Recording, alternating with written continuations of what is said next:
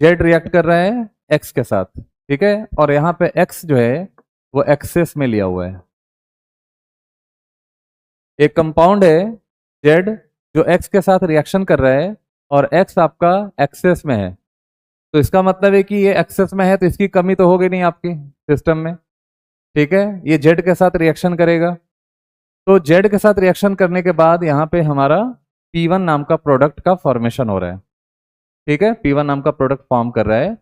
और दूसरी तरफ जो स्टेप है, दूसरा जो स्टेप है, उसमें इस एक्स के साथ, कौन सा एक्स के साथ, एक्सेस वाले के साथ, यहाँ पे वाई रिएक्शन कर रहा है और प्रोडक्ट कौन सा बना रहा है, P2। यानी ये रिएक्शन हमारा कितने स्टेप में है, 2 स्टेप में।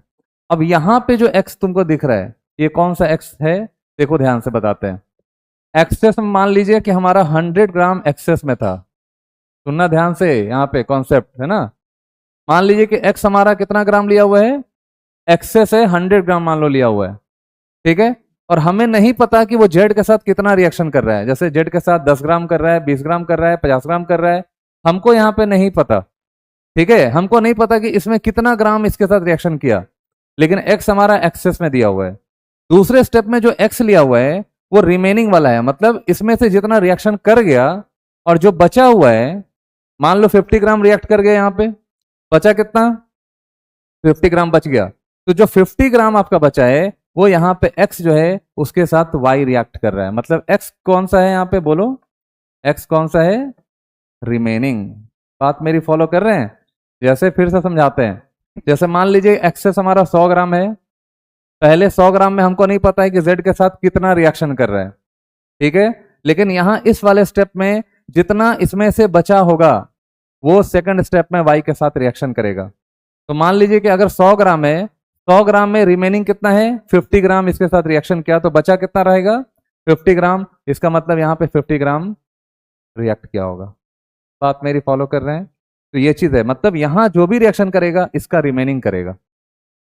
तो ये हमारा 2 स्टेप में रिएक्शन हुआ। तो दोनों स्टेप में क्या देख रहे हैं, समझिएगा ध्यान से, देखिए अब हमें क्या करना है, टाइट्रेशन यूज करना है, टाइट्रेशन यूज करना है, उसको कैसे यूज करेंगे देखिए। तो यहाँ पे हमारा Z का ग्राम इक्विवेलेंट क्या हो जाएगा, gram equivalent of Z equal to gram equivalent of X excess excess, ठीक है। यहाँ पे दोनों का देखिए ग्राम इक्विवेलेंट क्या होना चाहिए, बराबर होना चाहिए। अच्छा ये बताओ कि यहाँ पे जो हमने एक्सेस लिखा है, क्या ये लिखना सही है, क्या ये लिखना सही है, कितना रिएक्शन किया होगा यहाँ पे एक्स आपका, देखो यहाँ पे जो एक्स रिएक्शन कर रहा है, एक्सेस माइनस दिस, वही इस जेड के साथ रिएक्शन कर रहा होगा। समझिएगा ध्यान से एकदम, मतलब कहने का हुआ कि यहाँ इस स्टेप में एक्स कौन सा रिएक्शन कर रहा होगा, एक्सेस में से रिमेनिंग को माइनस कर दो, जो बचा उसको माइनस कर दो, वही आपका जेड के साथ रिएक्शन कर रहा होगा। यानी हम कह सकते हैं कि ग्राम इक्विवेलेंट ऑफ जेड बराबर gram equivalent of x minus gram equivalent of remaining कौन सा, रिमेनिंग किसका, एक्स का। ये बात समझ में आई, ये क्लियर हो गया, समझ में आ गया। यानी एक्सेस में से रिमेनिंग को माइनस कर दिया, तो जो बचा हुआ है वही इस ग्राम इक्विवेलेंट के, जेड के ग्राम इक्विवेलेंट के बराबर होएगा। इतनी बातें आई समझ में। यहां देखिए, यहां क्या लिखेंगे हम, gram equivalent of Y equal to, ठीक है, यहां क्या लिखोगे, ग्राम इक्विवेलेंट ऑफ एक्स कौन सा, रिमेनिंग, ठीक है। ये 2 स्टेप में देखिए हमारा ग्राम इक्विवेलेंट कंप्लीट हो गया। यानी कि रिमेनिंग वाले में ध्यान रखना कि रिमेनिंग वाले का ग्राम इक्विवेलेंट वाई के ग्राम इक्विवेलेंट के बराबर होएगा। समझ गए, ये 2 चीज समझ गए यहाँ पे। अब चलिए, अब हमें क्या करना है, रिलेशन निकालना है। कैसे निकलेगा रिलेशन, तो ध्यान से देखिए, ग्राम इक्विवेलेंट ऑफ रिमेनिंग यहां भी है, ग्राम इक्विवेलेंट ऑफ रिमेनिंग इधर भी है, तो हम दोनों को मिलाकर एक इक्वेशन तैयार करेंगे। अभी ये हमारा इक्वेशन 1 है, ये इक्वेशन 2 है, combining equation 1 and 2, combining equation 1 and 2। चलिए 1 और 2 इक्वेशन को कंबाइन करते हैं, आ जाओ देखते हैं क्या लिखेंगे हम, ग्राम इक्विवेलेंट ऑफ किसका, जेड का, बराबर gram equivalent of X excess, ठीक है, माइनस क्या लिखा हुआ है, ग्राम इक्विवेलेंट ऑफ रिमेनिंग, है ना, एक्स का रिमेनिंग। अब यहाँ ग्राम इक्विवेलेंट ऑफ एक्स रिमेनिंग का वैल्यू कितना दिया है, ग्राम इक्विवेलेंट ऑफ वाई। तो क्या हम यहाँ लिख सकते हैं minus gram equivalent of Y, क्या ऐसा लिख सकते हैं? तो देखिए ये हमारा फॉर्मूला तैयार हो गया, यही है आपका बैक टाइट्रेशन, इसी को कहते हैं क्या, बैक टाइट्रेशन। तो यहाँ ध्यान से देखिए, जेड का ग्राम इक्विवेलेंट, देखो जेड का ग्राम इक्विवेलेंट किसके बराबर हो गया, gram equivalent of X excess minus gram equivalent of Y, इसी को कहते हैं बैक टाइट्रेशन। समझ गए, नोट कर लीजिए, हो गया बैक टाइट्रेशन आपका, इतना ही था।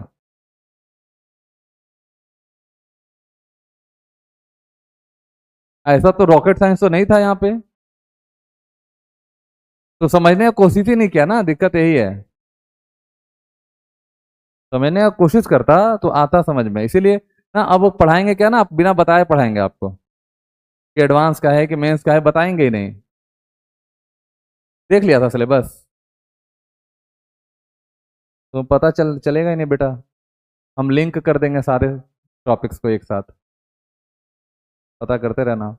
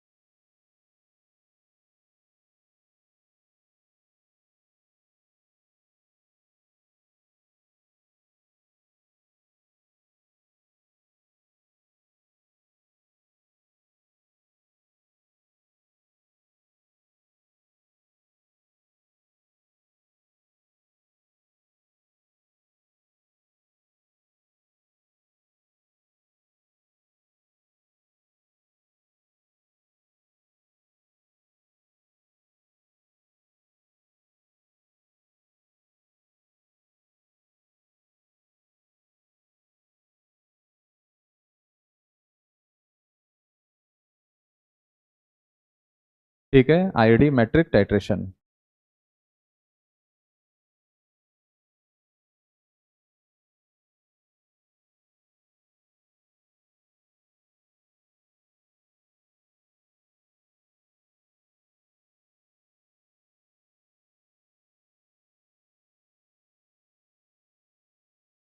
लिख लिए, देखो इसको हम लोग डायरेक्ट टाइट्रेशन भी कहते हैं, also called as direct titration. इसे हम लोग डायरेक्ट टाइट्रेशन भी कहते हैं बेटा, ध्यान रखना, ठीक है, डायरेक्ट यूज करना, ठीक है, इसको डायरेक्ट टाइट्रेशन कहते हैं।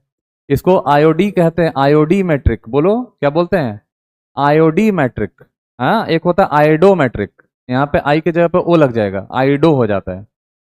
आईडी अलग है, आइडो अलग है, दोनों में आयोडीन ही यूज होगा, है ना, बड़ा फेमस है ये, बहुत ज्यादा, है ना। तो आईडी मैट्रिक टाइट्रेशन में क्या करते हैं, इसको हम कहते हैं डायरेक्ट टाइट्रेशन, ठीक है। तो इसमें क्या होता है कि जैसे हमारे पास एक सैंपल होता है, स्टैंडर्ड सैंपल होता है आयोडीन का, देखो हमारे पास इसमें आयोडीन का एक सैंपल है I2, आयोडीन का एक सैंपल है, और इसमें ऊपर में हम एक ब्यूरेट लगाते हैं, ऊपर में हमने एक ब्यूरेट लगा दिया ऐसे, ये जो इधर नोजल है ऐसे नोब है, ठीक है, इस तरह से थोड़ा सा ज़्यादा ऊपर हो गया इसको, देखिए यहाँ पे हमारा आयोडीन का सैंपल दिया हुआ है, ठीक है, ये हमारा ब्यूरेट है, this one is burette. Burette समझते हैं ना, ब्यूरेट देखे होंगे, गूगल करके एक बार देख लीजिएगा, है ना, या यूट्यूब वगैरह पे। ब्यूरेट होता है, एपरेटस होता है, जिसमें हम लोग क्या करते हैं, सैंपल को फिल करते हैं, टाइट्रेंट को फिल करते हैं, है ना, और उस टाइट्रेंट को नीचे नॉब को खोल करके ड्रॉप बाय ड्रॉप हम उस स्टैंडर्ड सॉल्यूशन को नीचे की तरफ डालते हैं इसमें, ठीक है, इसको हम कहते हैं क्या, ब्यूरेट। तो यहाँ पे क्या है, हमने एक सॉल्यूशन फिल किया है, सॉल्यूशन कौन सा है तो ध्यान में रखना, यहाँ सॉल्यूशन आपका रिड्यूसिंग एजेंट का है, रिड्यूसिंग एजेंट है, ठीक है। सॉल्यूशन ध्यान से देखो बेटा, सॉल्यूशन जो रहता है इस वाले में वो कौन सा सॉल्यूशन रहेगा, रिड्यूसिंग एजेंट का सॉल्यूशन रहता है RA, मेरी बात ध्यान सुनना, एकदम याद करना ये सब चीज को, इसमें कोई समझने वाली चीज नहीं है, सब याद किया जाता है। ठीक है, एकदम एक्सपेरिमेंट किया हुआ है, आपको बस फॉलो करना है। ठीक है, तो इस वाले ब्यूरेट में हमने क्या ले लिया है, रिड्यूसिंग एजेंट ले लिया, और नीचे हमने एक स्टैंडर्ड सॉल्यूशन किसका लिया है, आयोडीन का। अब देखो, एक इंडिकेटर लेंगे हम यहाँ नीचे की तरफ, जिसका नाम है स्टार्च। नाम सुने हैं, स्टार्च। जब स्टार्च को हम डालते हैं तो स्टार्च और आयोडीन मिलकर हमें क्या देता है, स्टार्च प्लस आयोडीन मिलकर हमें देता है कौन सा कलर, ब्लू कलर। स्टार्च के साथ रिएक्शन बहुत फेमस है, आप लोग बायो में भी करेंगे। ठीक है, स्टार्च के साथ जब आयोडीन मिलेगा, इसको कलर कौन सा कलर ये देगा, ब्लू कलर देता है। तो सॉल्यूशन हमारा कैसा हो जाएगा, ब्लू कलर हो जाएगा। ठीक, सुन रहा है बात, समझ में आ रहा है। तो देखिए, अब ऊपर में हमने क्या लिया है, रिड्यूसिंग एजेंट लिया है, नीचे कौन सा सॉल्यूशन है हमारा, आयोडीन का सॉल्यूशन है।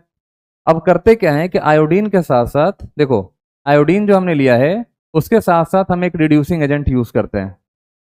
अब देखिए, रिड्यूसिंग एजेंट मेरा टाइट्रेट है और आयोडीन क्या है, टाइट्रेंट है। ठीक है, तो जब I2 के साथ रिड्यूसिंग एजेंट का रिएक्शन कराओगे या टाइट्रेशन कराओगे, तो I2 कन्वर्ट हो जाएगा किस में, 2Y माइनस में, और साथ में एक रिड्यूसिंग एजेंट है तो यहाँ पे क्या मिलेगा, एक ऑक्सीडाइज प्रोडक्ट मिलेगा। मिलेगा या नहीं मिलेगा, बिल्कुल मिलेगा, ऑब्वियस से बात है मिलेगा। आयोडीन देखिए जीरो से कहाँ चला गया है, -1, तो आयोडीन जीरो से -1 यानी कि रिडक्शन हुआ होगा। ठीक है, अगर इसमें रिडक्शन है तो इसमें क्या मिलेगा, इसमें ऑक्सीडेशन होगा। तो ऑक्सीडेशन होगा तो काम करेगा यहाँ पे रिड्यूसिंग एजेंट का। ठीक है, यहाँ ये ऑक्सीडाइजिंग एजेंट का काम करेगा। तो आयोडीन क्या हुआ, रिड्यूस हुआ, और रिड्यूसिंग एजेंट क्या हुआ, ऑक्सीडाइज हुआ। इतनी बातें समझ में आई। ठीक है, तो यहाँ पे ये रिएक्शन फॉलो होगा, यानी आयोडीन का आयोडाइड का फॉर्मेशन होता है। अब देखिए, अब यहाँ ऊपर से बूंद बूंद जो है रिड्यूसिंग एजेंट हम डाल रहे हैं। अभी कलर कैसा हमारा, ब्लू कलर है। तो जैसे जैसे धीरे धीरे धीरे धीरे इस वाले रिड्यूसिंग एजेंट को हम डालेंगे तो कलर धीरे धीरे ना फेड होने लगेगा। फेड मतलब समझते हैं, जो ब्लू कलर था धीरे धीरे एकदम मतलब क्या होगा, एक व्हाइट की तरफ, मतलब व्हाइट नहीं, नॉर्मल कलर की तरफ, हाँ कलरलेस की तरफ मूव करना शुरू कर देगा। तो जैसे जैसे क्या होगा, इस वाले सॉल्यूशन को, मतलब स्टैंडर्ड सॉल्यूशन ऊपर में जो हमने लिया है, अगर जैसे जैसे ये ड्रॉप बाय ड्रॉप नीचे की तरफ डालेंगे, सॉल्यूशन हमारा ब्लू से कलरलेस होना शुरू होगा। अब जब ये पूरे तरह से कलरलेस हो जाएगा तो वहां पे एक एंड पॉइंट हमारा आ जाएगा, या इक्विवेलेंस पॉइंट हमारा आ जाएगा। उस एंड पॉइंट इक्विवेलेंस पॉइंट पे हम क्या कर लेंगे, इन दोनों का इक्विवेलेंट बराबर कर लेंगे। तो जब दोनों का इक्विवेलेंट हम बराबर करेंगे तो हमारा जो भी चीज पूछेगा हमारा कैलकुलेट हो जाएगा। तो हम लिख सकते हैं कि ग्राम इक्विवेलेंट ऑफ I2 बराबर क्या लिखोगे, ग्राम इक्विवेलेंट ऑफ किसका, रिड्यूसिंग एजेंट का। क्या लिख सकते हैं ऐसा, तो ये हमारा आयोडीन के वजह से हमारा जो सॉल्यूशन होगा वो कलरलेस में चेंज हो जाएगा। ठीक है, अब देखिए एग्जांपल समझिए, हमने ऊपर क्या फिल किया है, हमने ऊपर रिड्यूसिंग एजेंट फिल किया है। हम यहाँ पे लेंगे Na2H2O3, इसको कहते हैं बेटा हाइपो सॉल्यूशन। अच्छे से सुन लेना, हाइपो सॉल्यूशन। ठीक है, इसको कहते हैं हाइपो सॉल्यूशन। तो हाइपो सॉल्यूशन में सल्फर का ऑक्सीडेशन नंबर कितना होता है, बताइए। What is the oxidation number of sulphur in hypo solution, है ना, इसके ऊपर हो जाएगा तुम्हारा +2। तो देखिए, हमने इस ब्यूरेट में रिड्यूसिंग एजेंट जो भरा है वो कौन सा भरा है, Na2H2O3। तो हाइपो सॉल्यूशन को आयोडीन क्या करता है, starch solution of iodine hypo solution को चेंज कर देता है NH2H2O4 को, मतलब इसको, ये हमारा रिड्यूसिंग एजेंट है, इसने आयोडीन के ब्लू कलर को जो स्टार्च के साथ मिला हुआ है, उस ब्लू कलर को ये क्या कर देगा, कलरलेस बना देगा, और क्या बन जाएगा, Na2S4O6 बना देगा, और साथ में सोडियम आयोडाइड का फॉर्मेशन होगा। ये रिएक्शन है, मस्ट रिमेंबर दिस रिएक्शन, ये रिएक्शन याद कर लो। ठीक है, कि आईडी मैट्रिक में क्या होता है, आयोडी मैट्रिक में क्या होता है, हाइपो का सॉल्यूशन होता है, सॉरी स्टार्च का सॉल्यूशन होता है आयोडीन के साथ, उसके साथ कौन रिएक्शन करता है, हाइपो रिएक्शन करता है। तो ये कन्वर्ट हो जाता है किसमें, Na2S4O6। यहाँ पे ऑक्सीडेशन नंबर चेंज कितना हुआ, 2.5 बताए थे ना। इसका एन फैक्टर आपको अच्छे से पता होगा, कितना बताइए, अभी 0 से कहाँ चला गया, -1। तो एक में चेंज कितना का हो गया, 1 का। 2 में चेंज कितना का होगा, 2 का। में एन फैक्टर कितना हो गया बताओ, this one is an factor, जबकि 2 हो गया। यहाँ बताइए 2 से कहाँ चला गया, 2.5, तो कितना का चेंज होगा, 0.5 इंटू 2 कितना का, 1 का चेंज होगा। तो देखो ये हो गया एन फैक्टर 2। इतनी बातें समझ में आई। अब हमें जो भी पूछेगा, जिसका भी हमें पूछेगा, हम उसका निकाल सकते हैं, है ना। तो जैसे क्वेश्चन में ज़्यादातर तुमसे पूछेगा किसका, आयोडीन का वेट पूछ लेगा।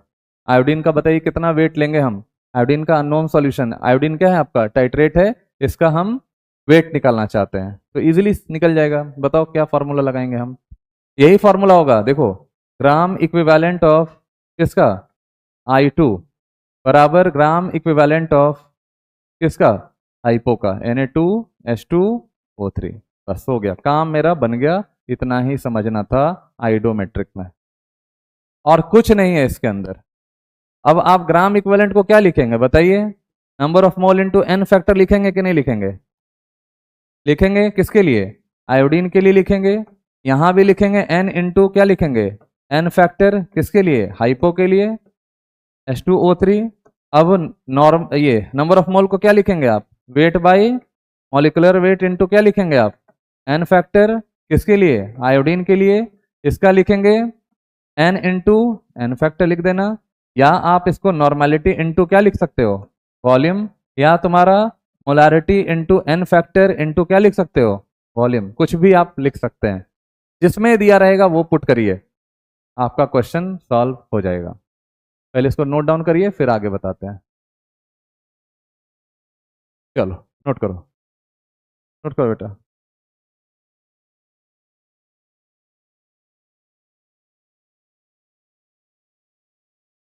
स्टार्च हमारा इंडिकेटर है, इसमें इंडिकेटर मैं लिख देता हूं यहाँ पे।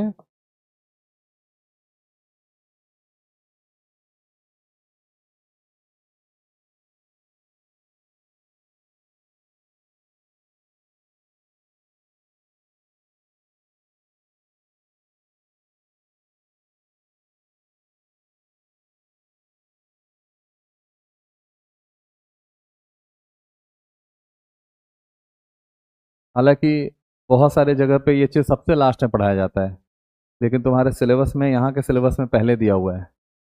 रेडॉक्स टाइट्रेशन में ही सारा कुछ पढ़ा दीजिए, A to Z। सबसे पहले बेटा हम आयोडाइड लेंगे, यहाँ पे क्या लेंगे, आयोडाइड लेंगे। इसका हम ऑक्सीडाइजिंग एजेंट के साथ रिएक्शन कराएंगे या टाइट्रेशन कराएंगे। बताओ क्या होगा, I माइनस किस में चेंज हो जाएगा, I2 में। देखो यहाँ मिल रहा है आपको I2, ठीक है। साथ में ये ऑक्सीडाइजिंग एजेंट है, ये क्या हुआ बताओ, ऑक्सीडाइज हुआ कि रिड्यूस हुआ, I माइनस ऑक्सीडाइज हुआ, ठीक है। तो ये ऑक्सीडाइज होगा तो ये क्या होगा, रिड्यूस हो जाएगा। तो हमें क्या मिलेगा, एक रिड्यूस्ड प्रोडक्ट मिल जाएगा, ठीक है। हमें एक रिड्यूस्ड प्रोडक्ट यहाँ पे ऑब्टेन्ड हो जाएगा। अब इनडायरेक्ट मेथड है, तो पहले हम आयोडीन बनाएंगे और बाकी सब प्रोसेस हम साथ में करेंगे, जैसा पहले करते थे। पहले क्या करते थे, इस आयोडीन को लेकर क्या करते थे, हाइपो के साथ Na2H2O3 के साथ, ठीक है। दिस वन इज क्या, रिड्यूसिंग एजेंट है ना। तो देखो क्या बनेगा, एक तो हमारा NaI बनता है, साथ में Na2S4O6 बन जाएगा। देखिए सब दोनों मेथड लगभग सेम ही है, लेकिन ये इनडायरेक्ट मेथड है। पहले हम आयोडीन का फॉर्मेशन करते हैं इस वाले मेथड से, और उसी आयोडीन को फिर हाइपो के साथ हम रिएक्शन कराते हैं, टाइट्रेट कराते हैं, और कुछ नहीं यहाँ पे, है ना। हाइपो, बाकी सब मेथड सेम है, लिख लीजिए इसको। इसी को कहते हैं आइडोमेट्रिक, बाकी सब सेम है।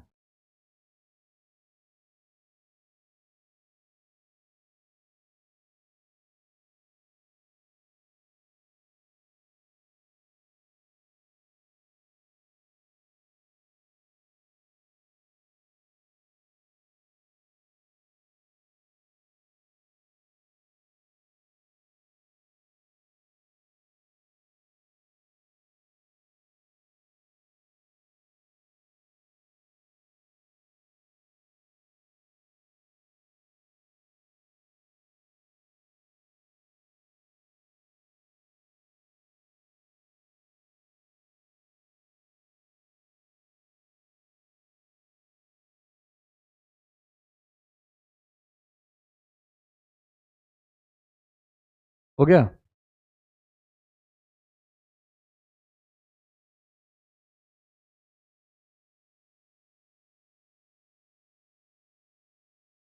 एनसीईआरटी का बुक है आप लोग के पास? 12th वाला जिसमें पी ब्लॉक है, देखो तो।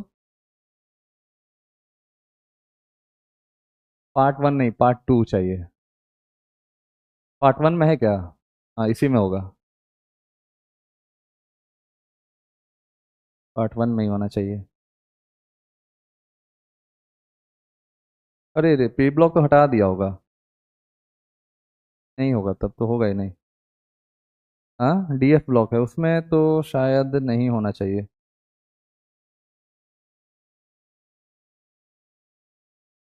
कहाँ से आएगा?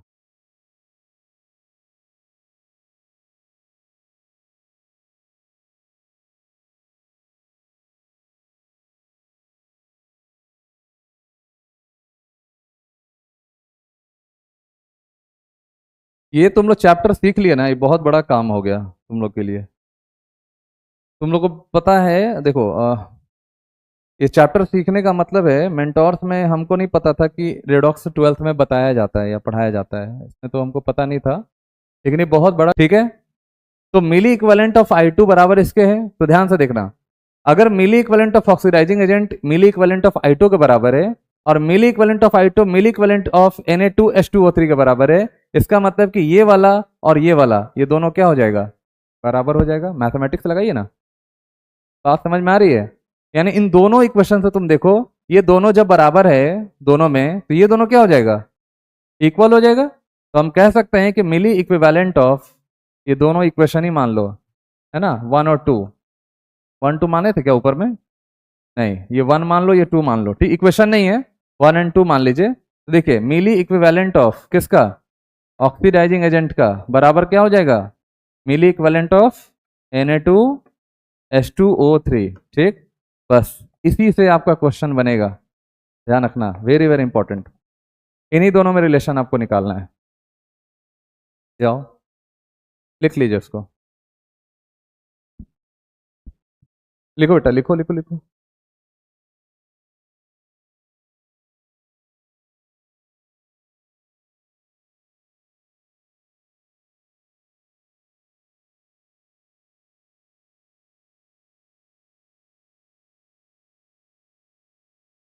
ऊपर का हो गया है? चलो देखो यहाँ,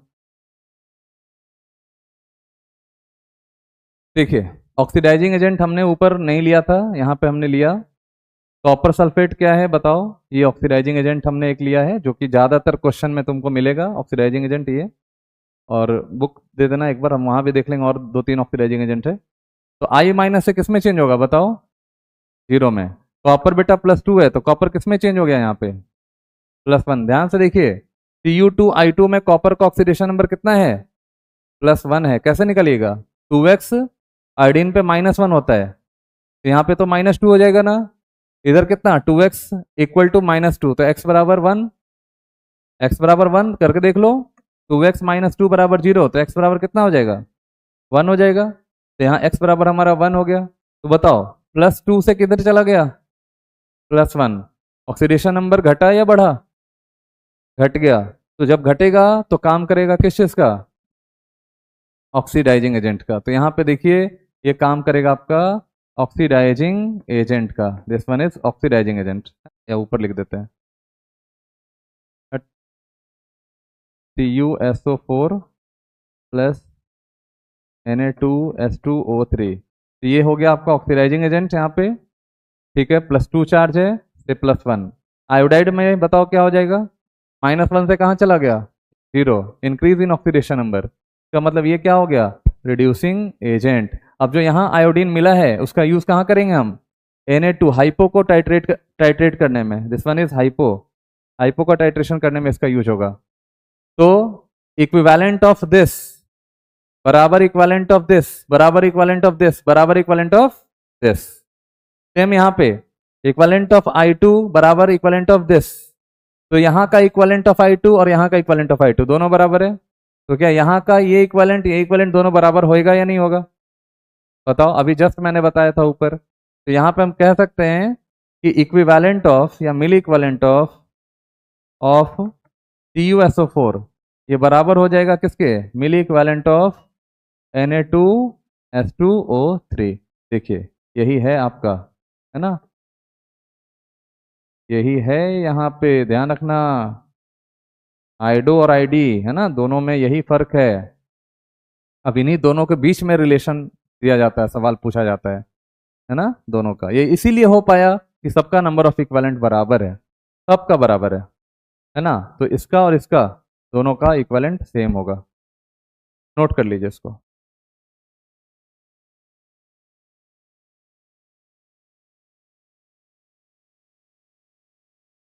कहाँ जाएगा, जाओ।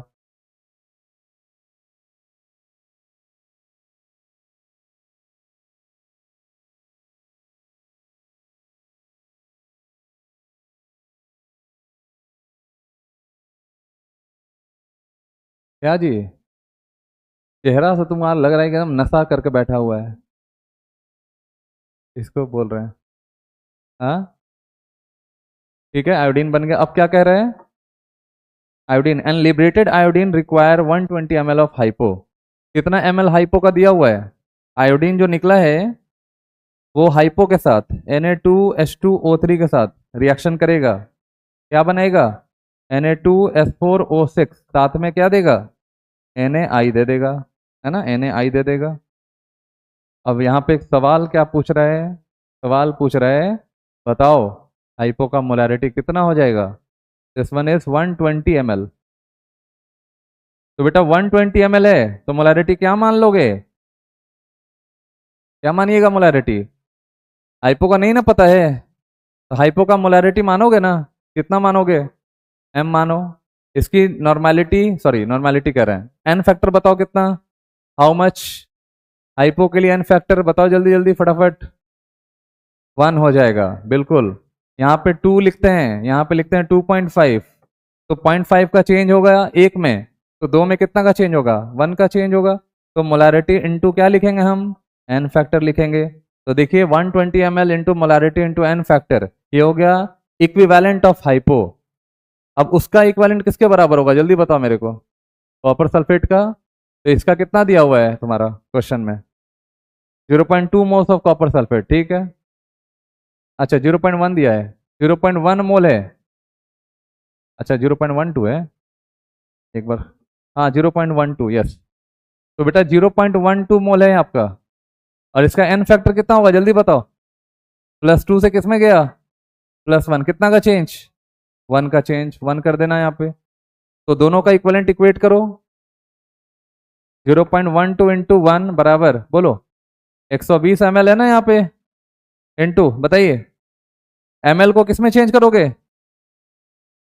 ये ml है ना, ml को किस में बदलोगे, लीटर में, क्योंकि इधर देखो मोल है, मिली मोल नहीं है, इधर मोल है आपका, बराबर बोलिए।